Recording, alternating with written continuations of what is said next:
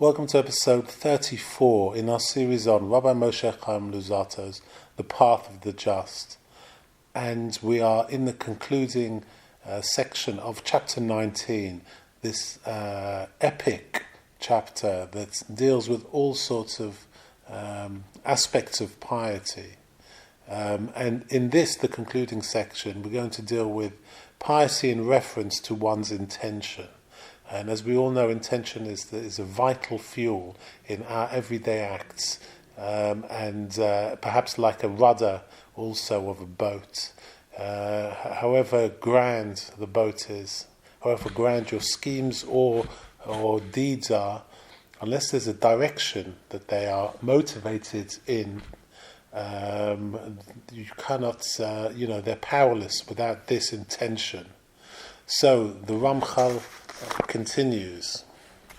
Thus far, we have defined those aspects of piety that relate to the deed itself and to its application. Now we will explain those that relate to one's intent.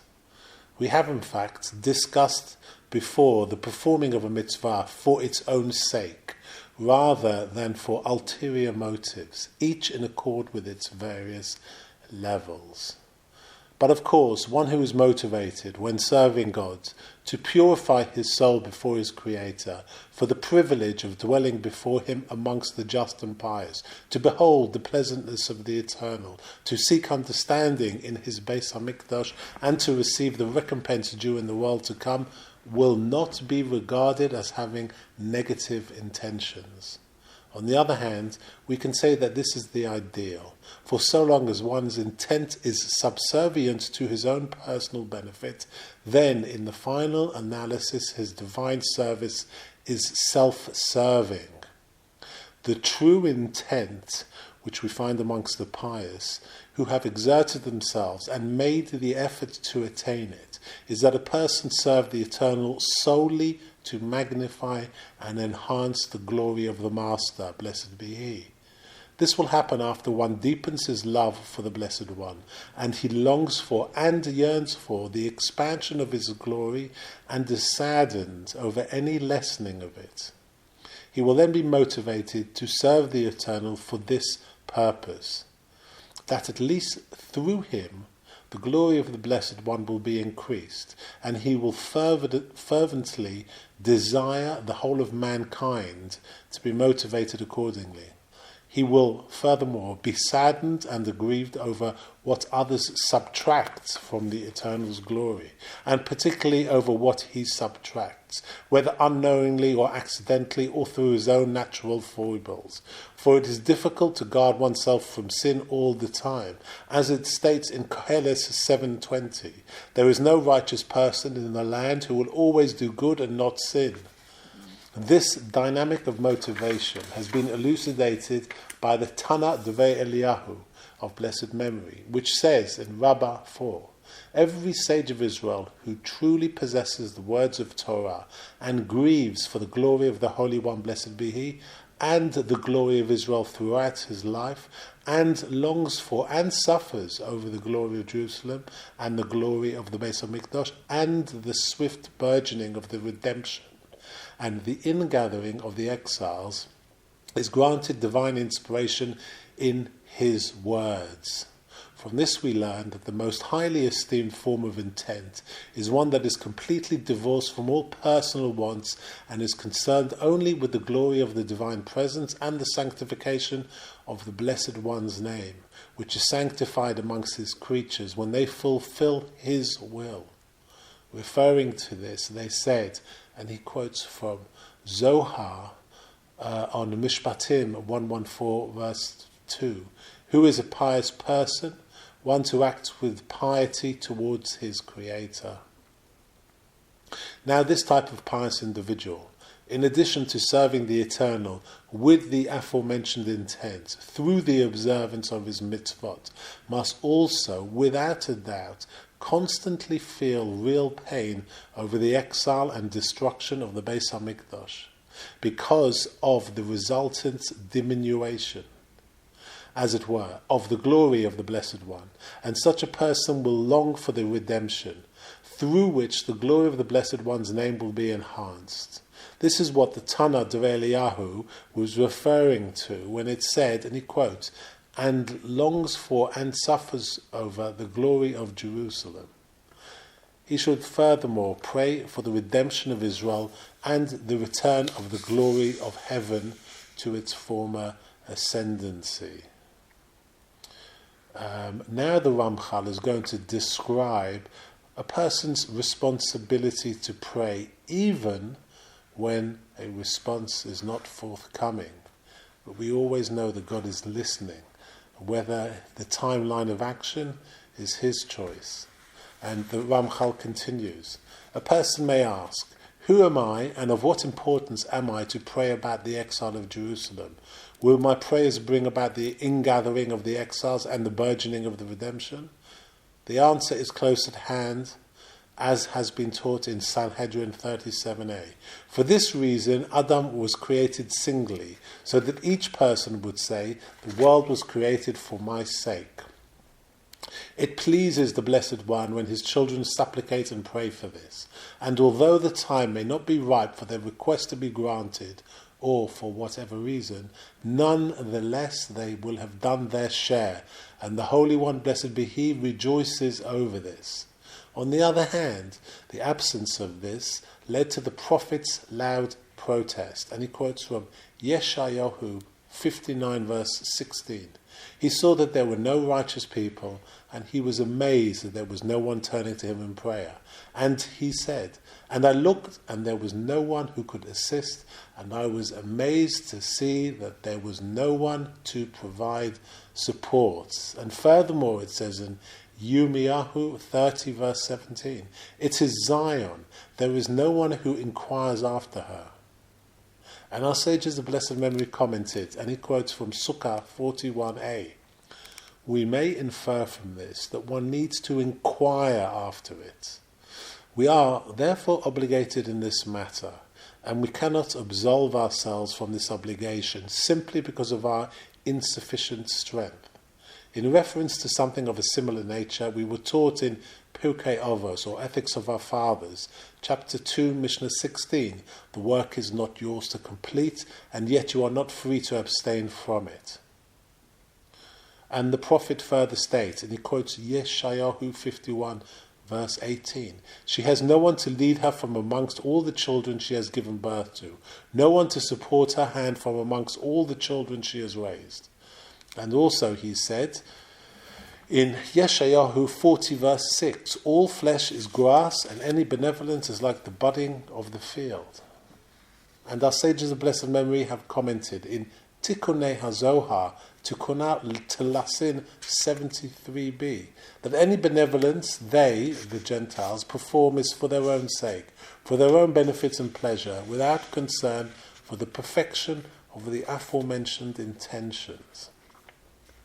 Now the Ramchal is going to describe the linkage between God's glory and the redemption of Israel. So the Ramchal continues. Furthermore, they, referring to the Gentiles, do not seek the ascendancy of His glory and the redemption of Israel, for it is not possible for the heavenly glory to be enhanced without the redemption of Israel and the enhancement of Israel's glory. The one is absolutely tied to the other, as it states in Tana de Eliyahu that I cited previously, and he quotes, and grieves for the glory of the Holy One, blessed be He, and the glory of Israel. From this we may learn that there are two factors involved here. On one hand, the intent underlying every mitzvah and act of divine service should aim to bring about the ascendancy of the glory of the divine presence, and this will be accomplished by His creatures' efforts to please Him. On the other hand, there is anguish and supplication concerning the ascendancy of His glory, which awaits its consummation through the ascendancy of the glory and tranquility of Israel. There is, however, a second rationale behind the virtue of piety, and that is the concern for the good of the generation. For it is befitting that the actions of a pious person should be directed towards the good of his entire generation, to enhance their standing and to shield them from punishment. This is expressed in the verse, and he quotes from Yeshayahu, chapter 3, verse 10, "Praise the righteous for the good he has done, for they eat the fruit of their deeds," i.e., the entire generation eats of his fruit. Similarly, our sages of blessed memory have said in Baba Basra 15a, "Is there a tree there?" This means, is there anyone who shields his generation the way a tree gives shelter? And note that it is the will of the divine presence that the pious of Israel should transmit merit to and atone for the other strata around them. This is what was said by our sages of blessed memory with reference to the 4 species within the lulav. This is based on Vayikra Rabbah 30 verse 12. "Let these come and atone for those."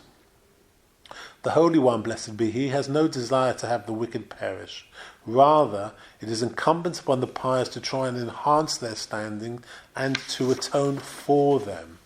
This has to be done by means of one's intent when serving the Eternal, as well as directly through one's prayers.